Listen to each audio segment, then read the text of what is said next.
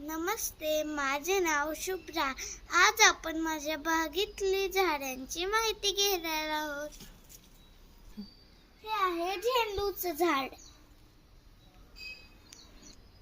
हे आहे पारिजातक, पण ह्याला फूल नाही आले.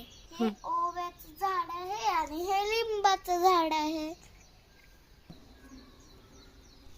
हे जास्वंदीचं झाड आहे. हे गणपती बाप्पाला खूप आवडतं. हे सदाफुलचं झाड आहे. ह्याला खूप मस्त फुलं आली आहे. हा हे मोगरा. ह्याला किती मस्त फुलं आली आहे. ही पण नाही. इथे पण एक जास्वंदीचं फुल आहे आणि ही एक तुळस आहे. याला म्हणतात मंजुळा. तुळस ही औषधी वनस्पती आहे. हा आहे पिवळा झेंडू आणि ही आहे माझी आवडती.